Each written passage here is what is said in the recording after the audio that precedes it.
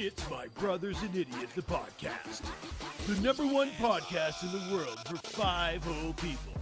And now, here's King Goo. Welcome in, everybody. We are coming at you faster than Nikola Jokic dropping 2 triple-doubles in the same game. This is My Brother's an Idiot, the podcast. We took a couple weeks off, took a little time to ourselves, did some traveling and some other shit. Tank, you're in a freshly painted new cave. What's up, buddy? Not much. We had I don't know if we said it on the podcast or not, but we had the pipe completely destroy itself for our main water line. So I had to run the water line underneath my office, which meant we had a nice big hole in the wall and the floor. So as a reward, I painted the office when that was finally finished. So doing okay now. All right, good. MJ, what's shaking? Bacon. Huzzah. Move on.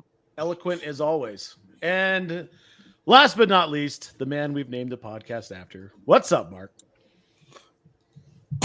I guess. I don't know. What are we still doing? No, we haven't done that yet. That's a callback. Hey, Toaster, what's going on, buddy? Good to see you. Good to hear from you. He's gooning all over the place, probably. Let's phrasing.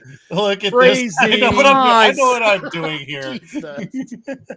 Just using that word alone isn't going to get us canceled, okay? No, but the implications are No, disgusting. the way I you said it understand. definitely probably will, though. Right. No, I understand. I understand. I'm sorry. Will you guys forgive me? Yes. Okay. Okay, that's fine too. I'm good with both. Either way, I'm gonna carry on. How the fuck are you, Mikhail? I haven't talked to you in a minute. What's going on? Bacon. Bacon is going on. Nice. Solid. All right, let's just dispense with that bullshit and get into the meat and potatoes here. We've got an action-packed show for you. We're going to play a little game, talk some free agency, MJ with some NHL hits, and then we'll tie it up with dipshit of the week. So let's get right into the bit. I told them that we are going to do blind rank goon style. So I've selected 10 things or people at random, and I'm going to go around the horn, and each of you is going to decide where we're going to rank them 1 through 10. At the end of it, I will let the group decide to swap 2 things if they want to after it's all said and done. So we'll have 1 swap, and then the list is the list when it's done. Are you ready? Yes. Don't everybody say something at once. Awesome. Okay. So in honor of the heel turn that shocked the world, and I'm talking about John Cena. Yes, Michaela, what do you got? It's not the first time he's turned heel in like Correct. the last 5 years. Everyone who keeps saying this is driving me up the wall. Anyway, Correct. Continue. But it's still the heel turn that shocked the world. In honor of that, in honor of John Cena turning heel and kicking Cody Rhodes in the nuts and doing all the things that he did, I have selected WWE heels over the last 40 years. I just went to a couple of different lists, picked a bunch of names at random. The order in which I present these to you is by no means my own order. I just picked them at random, and I will pick one of you at a time. I will give you a name, and you have to slot them 1 through 10. Make sense? Got Awesome. All right, Mark, we'll start with you. Your first wrestling heel is Rowdy Roddy Piper. Where do you slot him 1 to 10 blindly? 3. He's that good. Yeah, I might have put him 2. He was that fucking good of a bad guy. Like, he was the quintessential bad guy. And back when you could get away with doing an accent and being a bad guy just for having an accent, he also had the personality to match. It was amazing. Yeah, I'd be comfortable with him at 2, but I'm going to go with 3 just because I don't know who else is on the list. Yeah, Piper's Pit was must watch each and every single week. That just his mic skills were next level. All right, Tank, moving on to you. Your heel, Chris Jericho. Ooh, I guess it depends on which version of Jericho. As a heel. Well, that's what I'm saying. He's been a heel a bunch of times. God, I'm going to go. I think he fits in right behind Piper, actually. I'd say 4. Because there's times where the heel's real good and there's times where the heel's not great. Okay. But he has some really good heel turns in there. I loved the Y2J stuff. It was so good. It was amazing. right. Y2J Yeah. was awesome. Yeah. All right, Michaela. You get Kane. 7. Wow. He good, but he not top of any list. Good. Okay. All right. This is actually kind of fitting, and I didn't pick this order this way just because of this, but this is going to be good. Mark, you get The Rock. Oh, okay. So, can we get an update on the list? Have we done an update on the list? Are you keeping track of the list? Can we? I am keeping track of the list. Yes, Okay. you've got Okay. 3 is Roddy Piper, 4 is Y2J, 7 is Kane.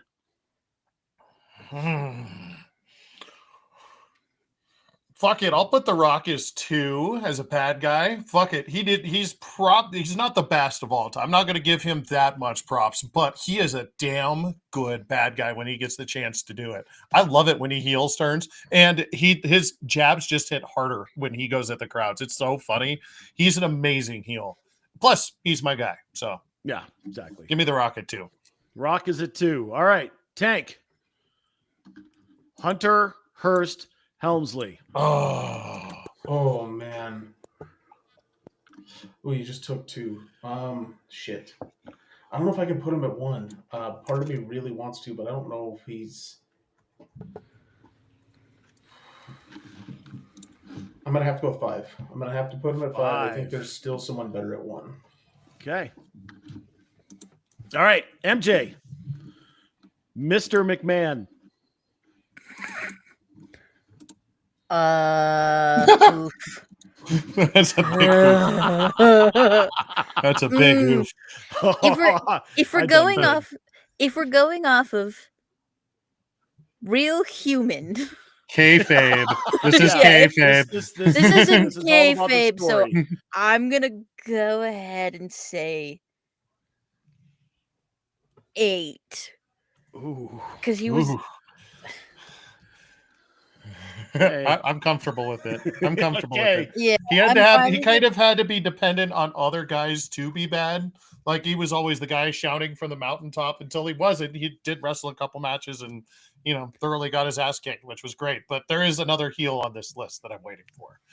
I do. The only benefit I'll give him is that one time that he landed and obliterated both of his quads. I love that. And then so just much. tried to crawl around for a little bit. It's so great. Both of his I just want to quads call exploded. attention. I just want to call attention to this from chat. This is from Toaster. The biggest heel of the last month is definitely Miko. Absolutely. We definitely feel that. We definitely could feel have had that money here, Miko. Thanks. Yeah, for sure. All right. Now you're a bad guy. Yep. All right, Mark. Kurt Angle. Oh, so what's available? What's still left? 10, 9, 6, and 1. Give me 6 for Kurt. I love Kurt, but there's another guy on this list that I'm waiting for Kurt that needs to go at 1. But he's a damn good heel. He's a damn good heel. But there's another guy that has to be on this list that has to go at 1. All right, Tank. Edge. Whatever's next. So 9, I guess. 9 for Edge. Wow. All right. Yeah, I'm good with that. He's had some good turns, but he doesn't beat anybody that's above him. All right, Michaela. Okay.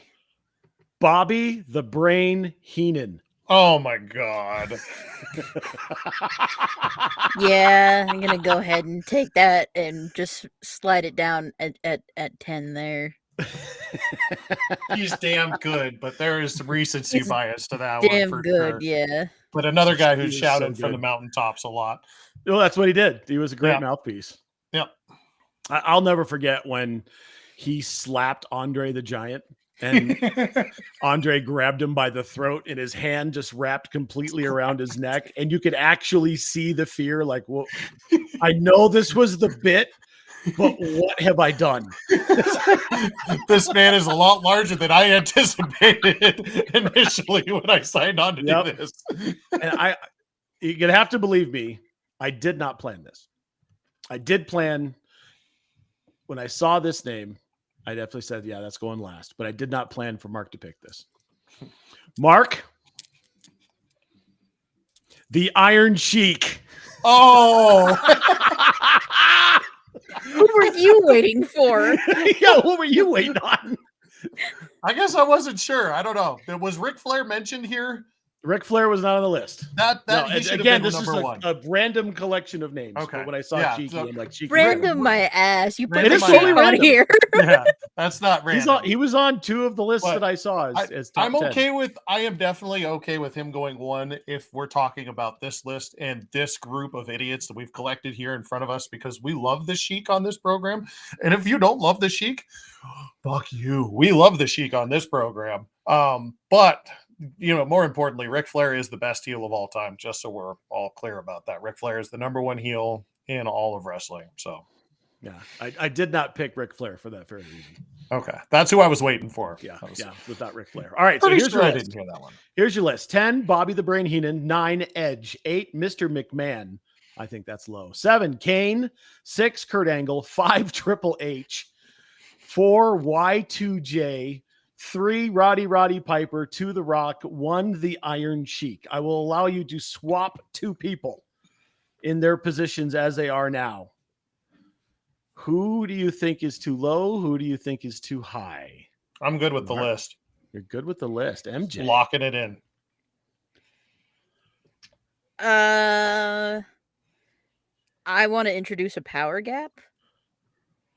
Wait, can you say the top 5 again? Starting at the top. Sheik, The Rock, Hot Rod, Y2J, Triple H. I want to introduce a power gap between 5 and 6. I'm good with that. So you just Okay. have to say power gap. yeah, I'm good with that. Yay. Installation of power gap. Power gap. And make sure you put it in fucking things so that you know that you have to say it. Put it in the quote so you know that that's audible. Power gap. It's in quotes. There you go. Thank you. Appreciate that. You're welcome. Oh, you have to read it right like a teleprompter. Yep. Power gap. Wow. Mr. McMahon is that's all right. I have Tank. to step in here. Mr. McMahon, for when he was the heel, specifically against Austin, was literally changed how wrestling was presented, where you made the chairman of the company the bad guy. That had never been done. That was crazy as hell. It still gets replicated now. But having the owner actively try to destroy one of the wrestlers, the top wrestler, his big kahuna, the champion, for what was like a 4-year stretch there, 4 or 5 years, where he just actively wanted Austin out of the company and did not want him as the champion. That was a perfect heel thing. I would say he needs to get moved up, honestly. Okay. Who you swapping him with? We got a vote would from you Toaster swap? for Jericho. I have a tough time with that. I could swap him with Jericho and be okay with that.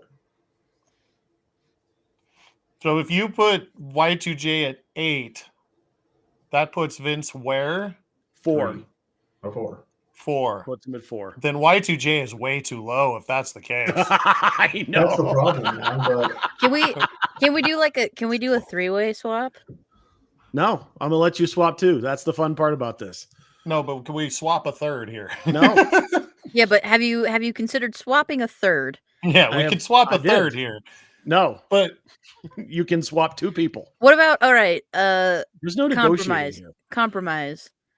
Swap McMahon and Kurt. but I still I don't know. But then your power gap, I need to have. You still put Y2J. McMahon behind the power gap. I need to have Y2J in front of that power gap. I don't. To Y2J be remains fair, in front of the power gap. I wouldn't. I would Okay, see fair. if we were allowed to swap 3, I would swap McMahon to Y2J, Y2J to Perk, and Perk to 8. You know what I'm saying? Honestly, given the list, I kind of want to switch the Sheik and McMahon. That's because you're a coward. No, Chico's the number one on this show. Sheik is number one. Chico's number Chico's the one. number one on this show. Sheik's no longer a bad guy. Sheik is Sheik, yeah, but when the is Sheik was a heel, hilarious. he was the greatest best heel ever. Mhm. There still isn't anyone who could generate that kind of heat in a room the way the Sheik could. I Damn mean, it. tearing American flags, spitting on people, Yeah. waving the clubs, hanging out with Nikolai Volkov. I mean, it was the perfect time for the perfect gimmick. He do you also got, couldn't McKenna? generate. Wait. Say something about generating heat in a room again. You just did. Some generating heat in his pants. Remember that time that he popped a boner fighting? That's all right. You said it too fast. I was trying to get in a joke about the fight with Hulk Hogan. It didn't work. It's one of the best pictures to come out of. All right. I think So, we leave it the way it is. Y2J is at 8. Vince is at 4. Okay. I don't know if I like that.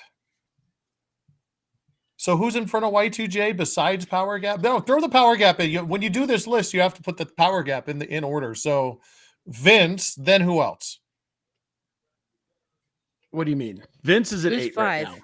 5 is But- Triple H. Okay. Oh, swap Vince and Triple H. Yeah, I'm good with that. Okay. Tank? I don't know. I'd say Triple H is better than Kurt or whoever was Kane. Kane. I mean, Triple H went heel on Kane in one of the most disrespectful things in the history of wrestling. Have you ever? This is wildly. Sorry. Continue with your thing. My bad. Have you ever watched the Wrestling Isn't Wrestling video by Max Landis? I know you have, Mark. You've made me. I think so, yeah. It's like the going through Triple H's story and all that jazz, like, but with actors, and it's Yeah. the whole thing about how like wrestling is a melodrama, not a sport. Oh, 100%. Yeah. It's a men's version of a soap opera with superheroes. Right. Right. Anyway, Triple H isn't a very good heel. Yeah, I'm fine with moving Triple H down. All Kurt right, Angle's away. Kurt Angle was an American hero who everyone hated. Right. Like, he deserves to be high on that list because he was literally a gold medal guy who everyone hated because he And was, he was so good at it. He was so good. he was so And good. they recycled the gimmick. Yeah. Now they've got this Chris Gable guy. Yeah. And they play a song that's kind of like it, and they still chant "You You suck." suck. The fact that they built the "You suck" chant into the song is so good. Dun-dun. You suck. You suck.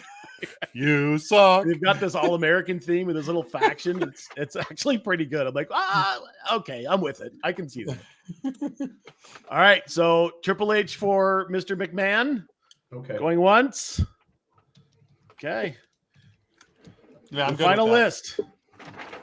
We start at the top with Cheeky Baby, the Iron Sheik, the People's Champion, The Rock at number 2, Hot Rod, Roddy Piper at 3, Chris Y2J Jericho at 4, Mr. McMahon, you're fired at number 5, The Power Gap after Mr. McMahon, Kurt Angle, Kane at 7, Triple H at 8, The Edge at 9, and Bobby the Brain Heenan at 10.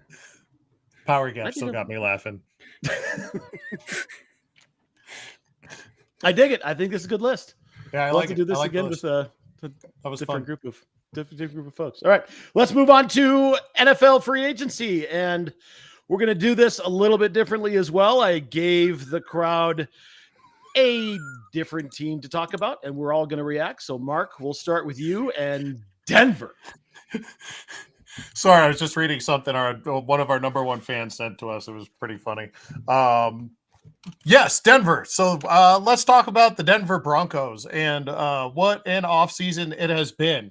They're in need of some things. We know that now, mostly because they don't have a punter right now. Riley Dixon is in Tampa Bay with the Buccaneers. He signed a deal there. They also lost Cody Barton to the Tits. Traymon Smith goes to Houston, and one Zachariah Wilson is now a Miami Dolphin. Those are the big departures, if you want to call them big. I love the fact that every place that's reporting on this has a picture of Zach Wilson as like their face for the article. It's like he was the least important member of this group that I mentioned. Like he was the third string quarterback. Like that Riley Dixon is actually a pretty good loss. Like that one's pretty big considering how good of a year he actually had. But the Broncos have added officially 9, several re-signings. So let's go through those real quick. DJ Jones got a 3-year, $39 million deal. Defensive tackle. He'll be around for a while. That's really good. That's great depth next to our guy, Zach. They also re-signed Jared Stidham is going to be your backup quarterback for the next 2 years. So some familiarity and a little bit of savings there, probably. 2 years, $12 million. Took a deal to just stick around and, mentor the kid. Justin Sternad comes back with a 1-year, $2.7 million deal. This guy plays a lot of special teams. He's a linebacker occasionally, but he's on a lot of the special teams. He makes a lot of really big plays there. They also re-signed their long snapper to a 1-year deal. Did not see how much money that was worth, but your long snapper, Michael Fabrioni, is back.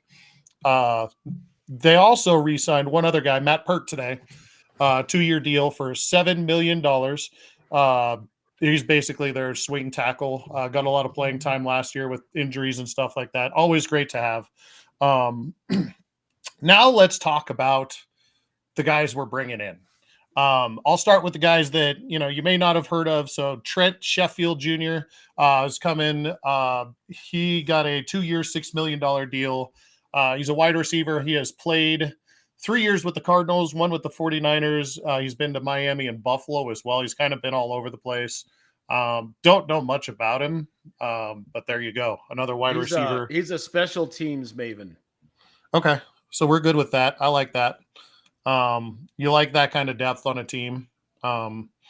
The next 3 signings are really interesting to me. We'll talk about the big offensive guy first, and that's Evan Ingram, who signed a 2-year, $23 million deal. They had him out last week. He walked away without a deal. They called him back this week. He now has a deal.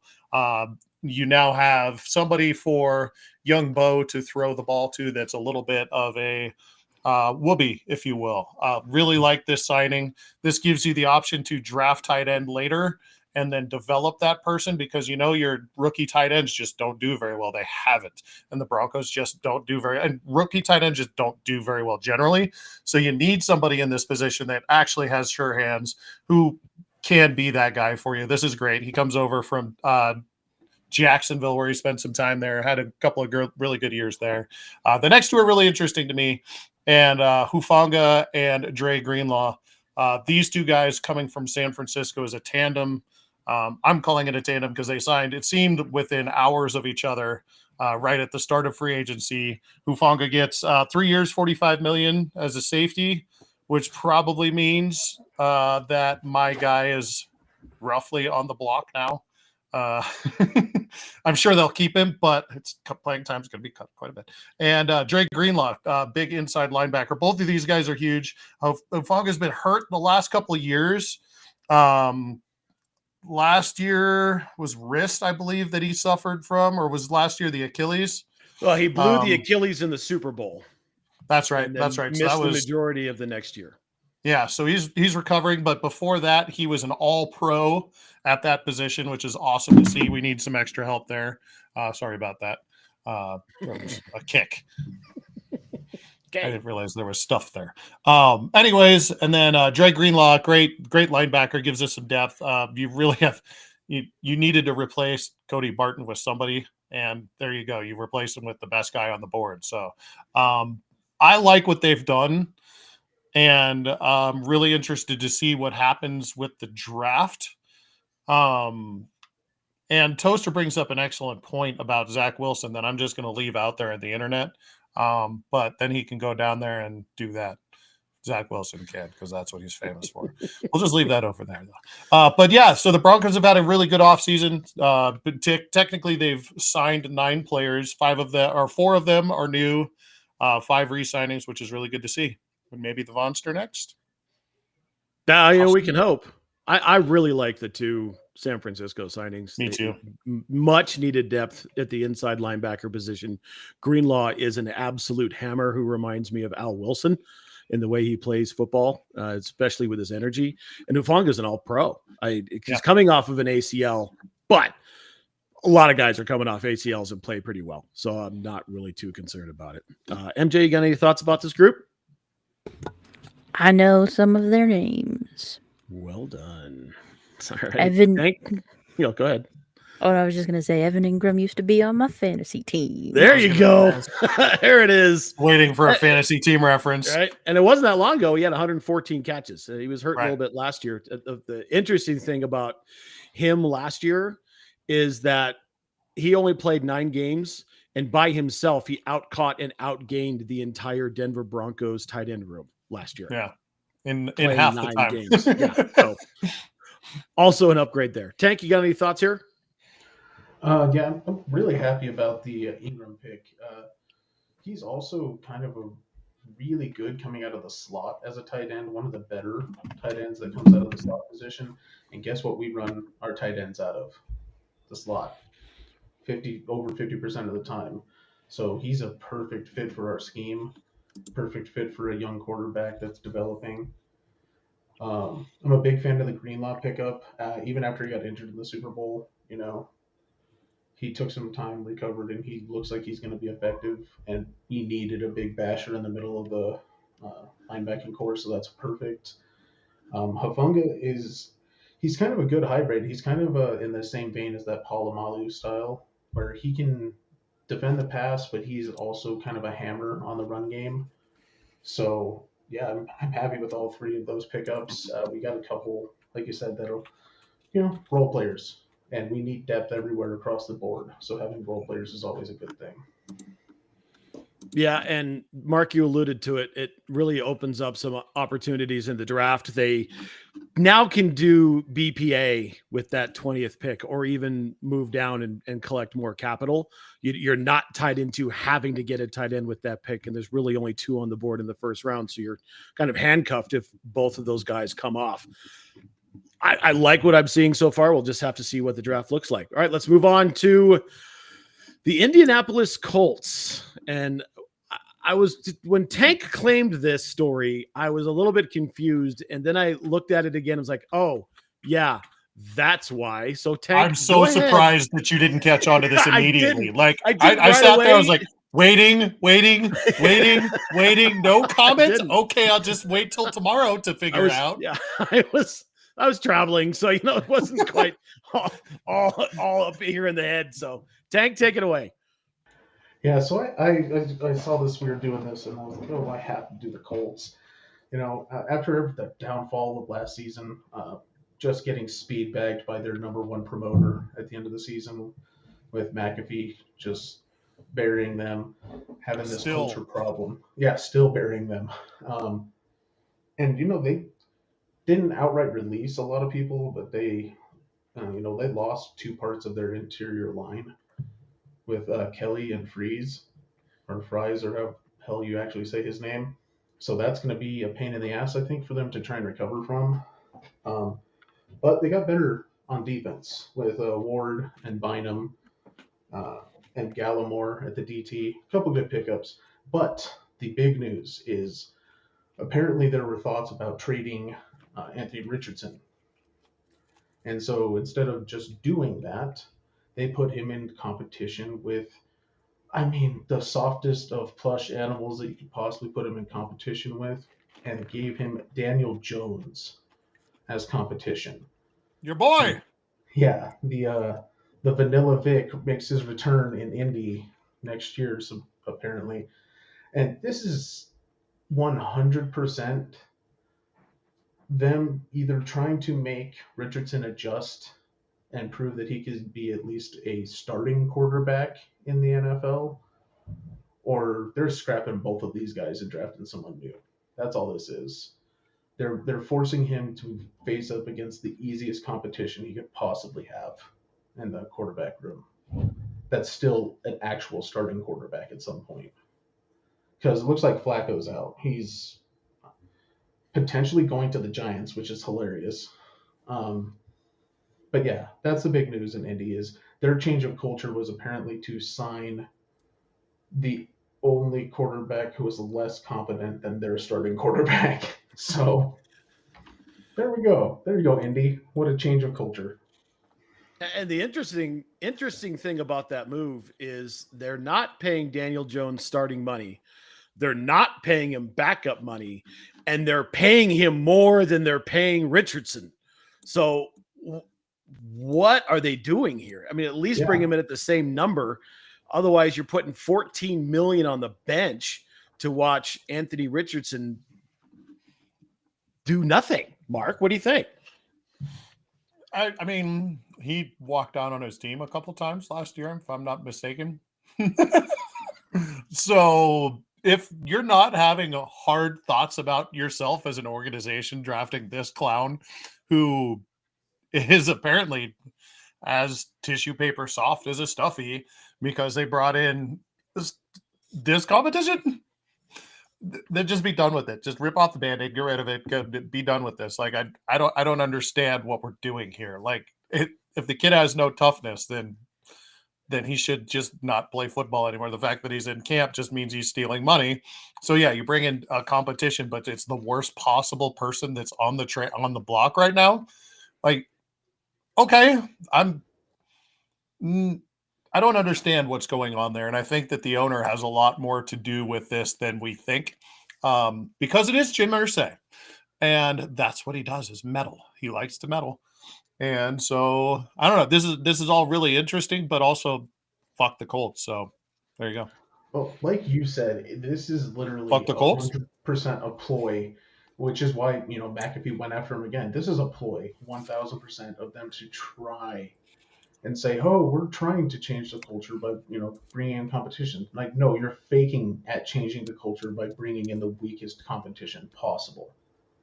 You are completely middling this guy, both guys, for no reason at all. You're keeping the team right where they are at 8 and 9. MJ, you got any thoughts here? I liked when Tank compared Daniel Jones to a teddy bear, because that's the same effectiveness of offense that you would get out of Daniel Jones.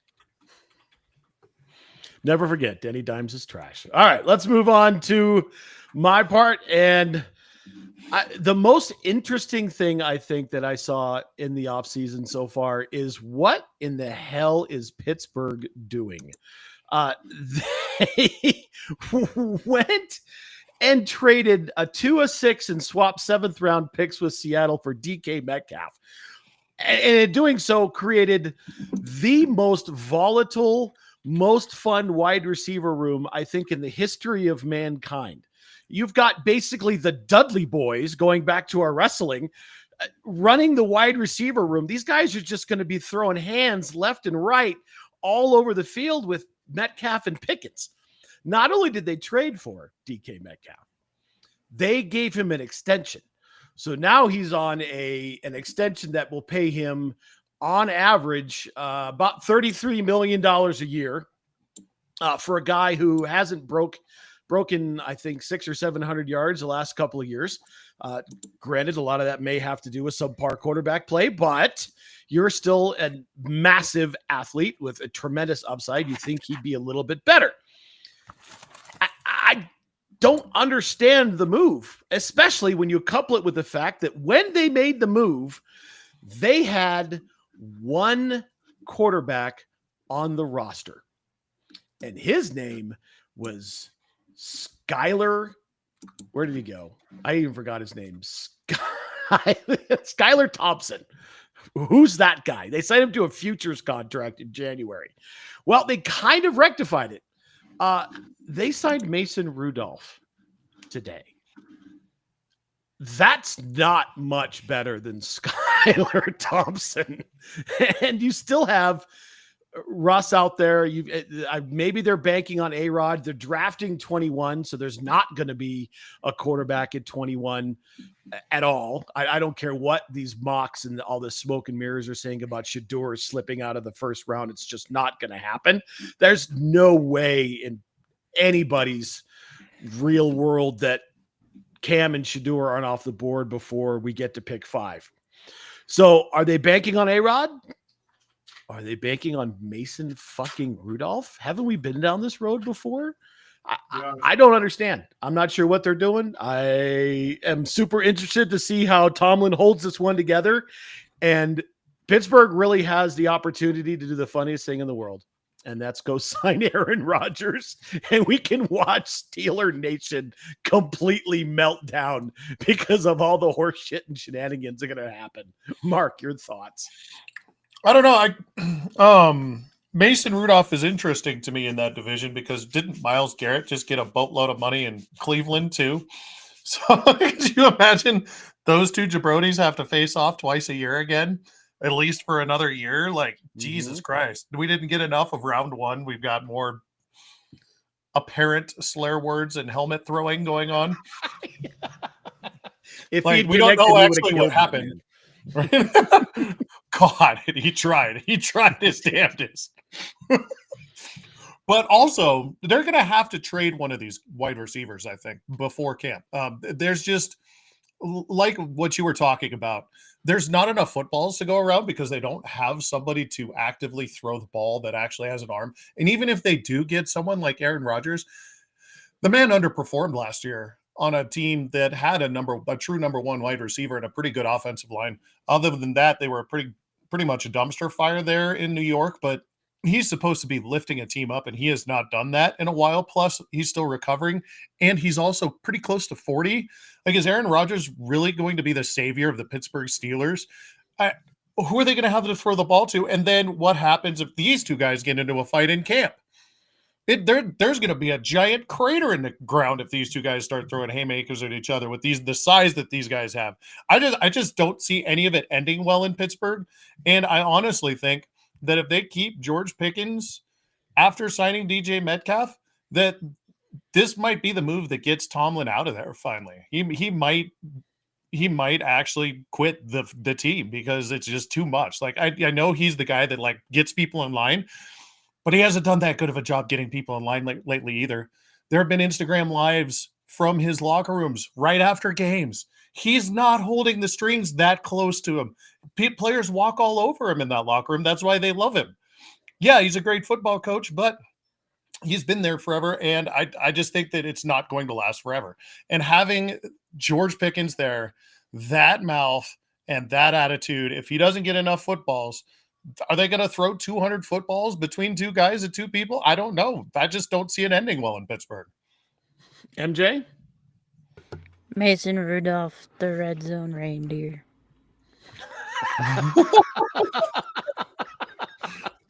I'm writing that down. I think we just named it. Good job. All right, Tank, what do you think?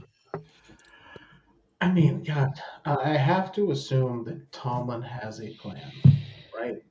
There has to be something, if it's bringing in Rodgers, that's a hell of a move. Maybe they have the ability to move up in the draft and they're just not showing their cards at all at this point. But they have to have something different. You're not bringing in Mason Rudolph to be the starting quarterback. That's insane. So they have to have something that just no one knows is coming, and it's going to be a big surprise. Or they're going the A-Rod route and they're putting all their eggs in that basket that they can grab him up for a year or two. But yeah, that I don't hate the move with DK. DK can be a really good receiver. He's a big body, fast, good hands. But if you don't have someone that's going to feed him the ball, he's going to be just a fucking pest in that locker room, with Pickens already being a pest in that locker room. So, yeah, based on what's happening so far, they have to be one of the worst losers in free agency so far this year. Yeah, I can't disagree with that assessment. And their running back room is not great either. No. I mean, Kenneth Gainwell, Well, and they lost Jalen Najee, Warren, and Cordarrelle Patterson, who's about 106. No, there's there's nothing there. The cupboard is bare. I mean, a halfway decent tight end in Freiermuth, but again, to your point, who's throwing the ball? I don't see it. I just don't see it. All right. Well, let's move on out of the NFL and get into NHL. We haven't done this in quite a while. I always love these segments. We've got MJ's NHL notes. Take it away. Wait, hold on. Give me a sec. Oh, Jesus. She needs to spin up some music, apparently. Well, I needed to make sure that music did not spin up on me. Hockey. Okay, so the trade deadline was last week, in the past week. Many things happened. Some good, some not so good. Let's talk about the not so good ones first. Boston, good idea. Blow it up. We suck. Boston, bad idea. Blow it up by sending Marchand to the moon. Worse idea. Boston, sending Marchand to your direct rivals for a single potato chip, essentially. Handful That of was Cracker bad. Jack. Yeah. Not even any of the popcorn, just a handful of the shitty peanuts. So that sucked, and it is very sad. And then they were like, you know what? Boston fans haven't suffered enough. Charlie Coyle, get out of here. Go to the Avs. Brandon Carlo, fuck off. Go to the Leafs. And so, thus it was that Boston was like, we suck now. Let us fucking stomp the shit out of the Lightning the next day. For fun. So, they're not going to make the playoffs. Whether or not they pick Marchand up after the season's over when he's a UFA, we'll see. He seems very upsetty spaghetti. I understand that. That makes sense. We'll see how it goes. For the Avs, for us, we got Charlie Coyle, who is good. And by doing so, we threw Casey Middlestad into the sun. Thanks for the fun, Mitzi. Be gone with your fuck ass contract. We also picked up. Who was the other big guy we picked up? Who was the important one, not the not important one? The center guy. The center guy. Hold on, wait. Yeah, that fella. I have the cheat sheet up. Give me a second. That fella. Brock Nelson. There he is. That's the boy. There you go. He was on the Islanders. He's been on the Islanders forever. He's fine. He will be great for us now that we have like a center core that exists and is not just children. And then we also got Ryan Lindgren. I did forget about him too. He was fine. Most importantly, fuck all that shit. We got Eric Johnson back. We have our bird back. They were like, "What are you going to be doing?" And he was like, "I don't give a fuck. I will shovel snow. Who cares? I am on the team, and that's what matters." Going back to teams that did a bad job, Carolina, looking at the Mikko Rantanen in their hand, saying, "This is garbage," and throwing it away.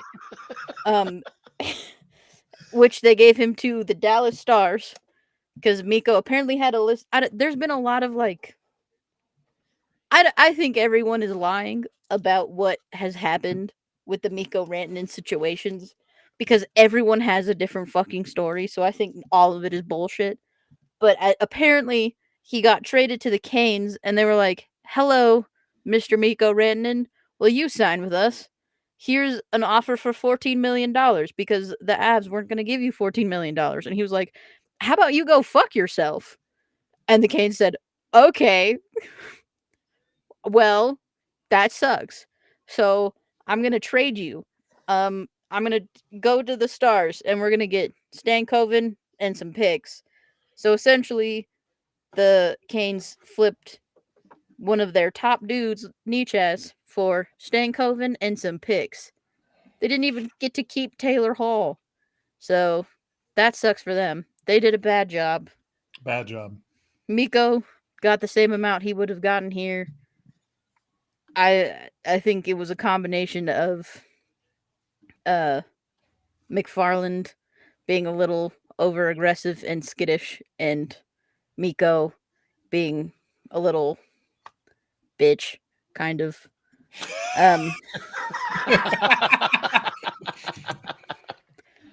The Panthers also got better because they got Seth Jones, so now they have a good defenseman. Whether or not that was to make up for the fact that they did just have to send Aaron Ekblad to the gulag, I guess we'll see. We'll also see Aaron Ekblad apparently after Game 3 of Round 1 of the playoffs. Have fun, brother. Yeah, everyone else was pretty mid. Do hockey. We really should spool up some real music for that sometime. It's just more fun with her music, Right? That's Especially what when we've counted on. Yeah. The whole Miko thing is so odd. Like, you could have had that money here and been super successful and scored 50 goals and had 100 points and just bombed from the wing and played with your boys. Is this the case, MJ, where he was just listening to his agent too much? And then when he got shipped off to Carolina, he's like, well, I don't want to fucking play here. Fuck this. And then Well, I think what happened? that's why I said I think it's a combination of things, but I also think a lot of the news coming out about it is just bullshit because a lot of it is like super contradictory. Because some people are saying like, "Oh, Miko had no idea it was coming. Like he had no idea the trade was going to happen," and some people are like, "Miko was pushing to get traded if he wasn't going to get more than 12 mil, which he knew he wasn't going to get." Like, so then, like, oh, Miko said that he wanted to go to Carolina. Like, that was a team that he was willing to go to. Oh, Miko was, like, told them when he got there that he was only going to sign for 4 teams, and you're not one of them. Rod Brindamore's talking shit on Miko. Rod Brindamore said that. Yeah. The coach of the Carolina Hurricanes walked in and said. Yeah, he said, he was like, "Oh, I'm only going to sign for 4 teams and you're not one of them." Whereas the GM came out and was like, "Yeah, everything we've talked, like we've had a lot of talks with Miko and it all has gone great." And then it was Miko didn't want to sign. So we like, so it all sounds like bullshit. I also want to say that Dallas does have a very, very good team. He is going to succeed more in Dallas than he would have in Carolina. He's also going to make more money getting paid $12 million in Dallas than he would be getting paid $12 million in Colorado. Income tax. But yeah, because there's no state income tax in Texas. I think that's also part of the reason why that was a team that he would sign for, is because they are good. They're on the up, like the upswing, and they don't have income tax. So I'm assuming Florida or Tampa would have been one of the other teams. And then probably I don't know what the other team would have been. Oilers, maybe. The Canadian dollar's not as strong, and they couldn't afford to pay him that much. Carolina was his only shot of getting 14. But some people like that income tax. I don't know. All right. Anybody else got anything to weigh in on this hockey bit? No? All right, MJ, I'm I'm going to give you a sad, but at least break, it's baseball season. right. All right, you just did a lot of talking, MJ. So as we get into dipshit of the week, I'm not going to go to you first. You can have a sip of water and chillax. Let's get into dipshit of the week. Tank, we'll start with you. What do you got? I mean, for mine, I'm just gonna follow up on, my thing for this week. The obvious dipshits are all of these teams that are faking at making their team better or showing something like Pittsburgh falls in line with that. But I'm gonna go with the Colts. The idea that you'd bring in Daniel Jones to compete with Anthony Richardson as the starting quarterback for your team is the ultimate sign that you have no fucking clue what you're doing. All right. Mark, what do you got? I put this out on Twitter or X or whatever the hell you want to call it. I'll put it out on the others when I get off the cast here. But we talked about Brad Marchand and everything that happened, but really poorly timed. It's still going to come out, and I think it's probably going to be good, and it'll be good for the people in Boston to like just be cathartic and be like, but they came out with a Marchandy. It's Boston beer. So it's a spring seasonal inspired by Brad Marchand. The commercial is really cute that they have him running around screaming at things in the brewery and just being a nuisance around the Sam Adams brewery that I think 3 of the 4 of us have been to here at this panel. Michaela, you okay? I know Matt's been and I've been. But it's a cute little brewery, and it just him just being an ass around there it's a lot of fun. So it's a fun dipshit of the week because we're all sad about the Brad Marchand trade and wish him the best, even though it's for not a team that we should want to wish the best for. But really bad timing on this release of this beer in Boston, the Marchandy. And check us out on our Twitter profile and all the other socials, and you'll see that video. All right, MJ, back to you. My dipshit of the week, I'm surprised Mark didn't take. It's the MLB for those fucking hats. Oh, well, I figured you were gonna do it. So for the fucking hats, the Anaheim Anals, yeah, the Texas Titans, the Miami Me. They're all so good. Boban. The ass hose. Yeah, the Titans. The ass hose. They made some fuck ass hats where they put the logo. That's just a letter. And no, probably not ideal. They put the letter on top of the name, which by normal human things makes a new word, but they were like, words don't mean things. Fucking send it. And alas, words, they mean shit. And anyway, it was pretty funny. So good.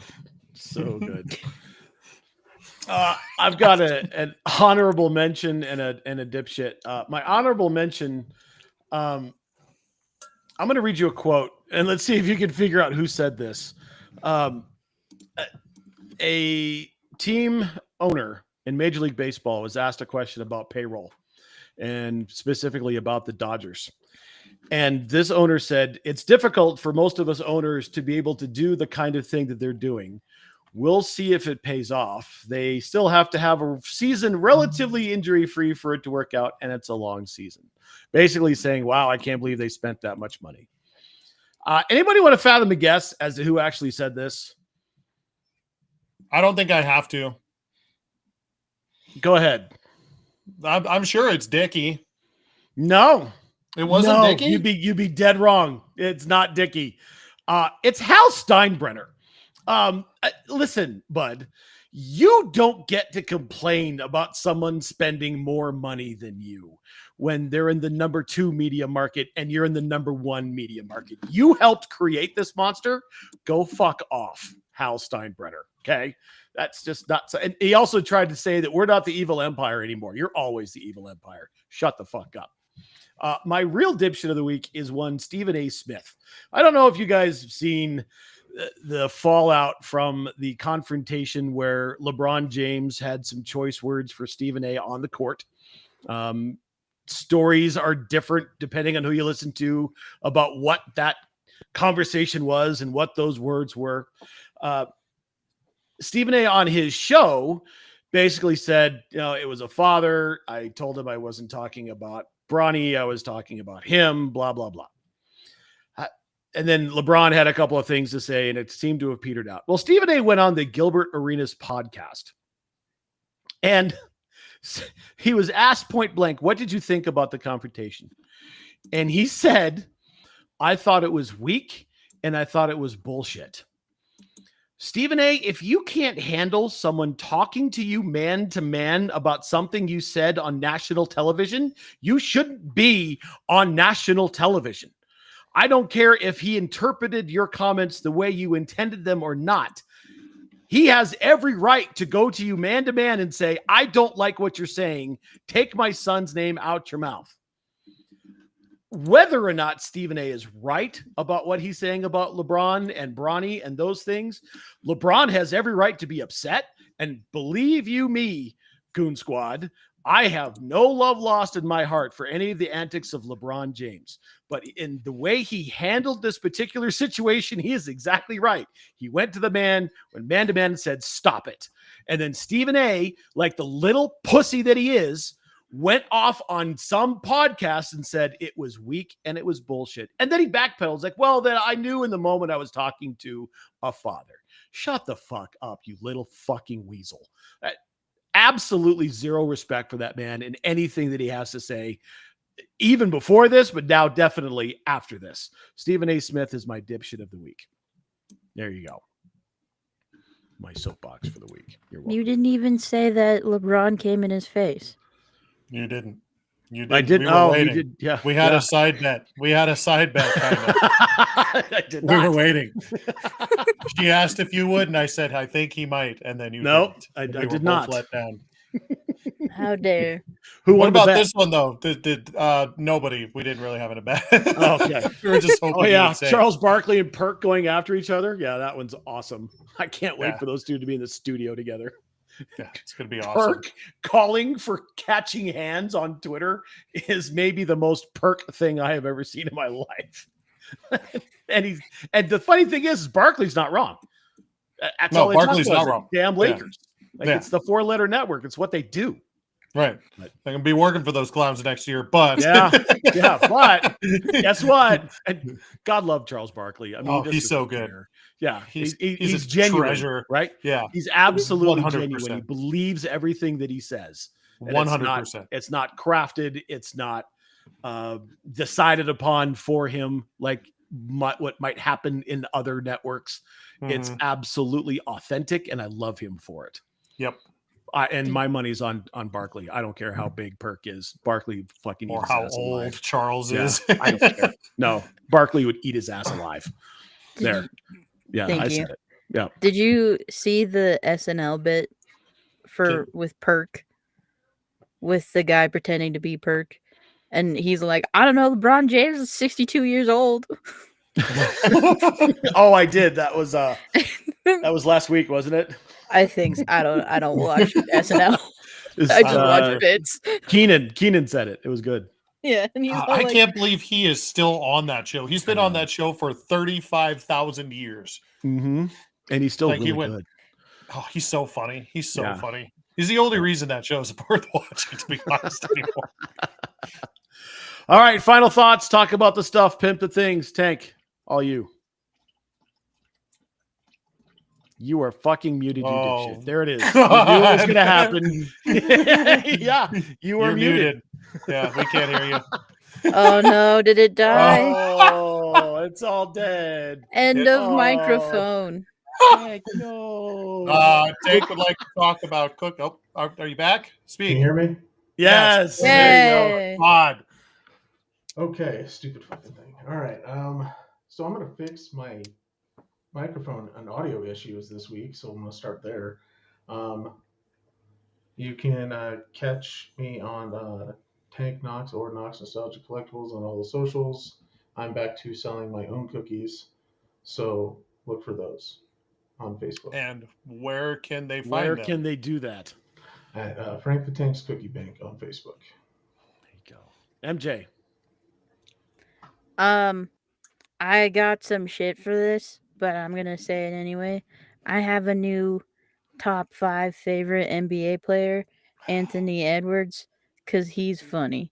And anyway, there's a video of him going around doing the Tootsie Roll after someone hit a 3. He's hilarious. You should all watch that clip of him talking to Obama. Yeah, no. Mark? You should watch that. You should watch that will not. documentary in general. Last. Oh, go ahead. Which documentary is it? Sorry, I was. No, looking the at Court of cookies. Gold. Oh The, no, that one's on my to watch list for sure. Mm-hmm. Yeah, the Netflix one. Yeah, that one's It's on mine. good. And there's also another Netflix series that I'm pretty excited about that's coming up in the next couple weeks too. They're releasing a series on the Red Sox. They're going to follow the Red Sox in the clubhouse for an entire season. It's like an 8-episode thing that's coming out. It was from last year's season, is what it looks like on the trailer. It looks really good. Also came out this week was the Lilo and Stitch trailer. It actually looked pretty good. Pretty excited to see that one. With the nerd stuff, the last couple of weeks we've had a couple of casts that have come in. We did one on let's see, what was it? We did Buffy the Vampire Slayer, and that was fun. The high school years. I got a few shots in, but it was mostly the tiny soulless little ginger and the Duchess just talking about it. And they could probably do 4 or 5 more casts on that kind of thing, to be honest, because there was a lot to talk about. That they both had notebooks. So if you missed that one, check it out on the Nerds That Know. We did an album review, and we got some other stuff coming up too on that. So yeah, reach out to that sister program at the Nerds That Know and check us out there. Awesome. Make sure you check us out on all of our socials. You can find My Brother's an Idiot on Facebook. Just search My Brother's an Idiot. Look for that logo over there. Stupid backwards ass camera. That logo over there. Mark's pointing at it. My Brother's an Idiot. Black, blue, and pink.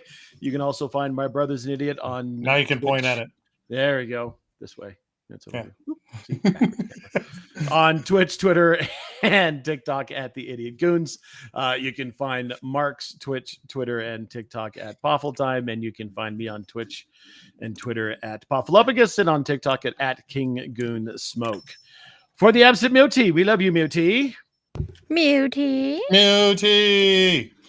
For Tank, MJ, and Mark, I am the King Goon. And make sure you take care of yourselves, take care of your families, and take care of each other. This has been My Brother's an Idiot. We'll catch you next time. See ya. No, those are not cookies hiding behind the curtain.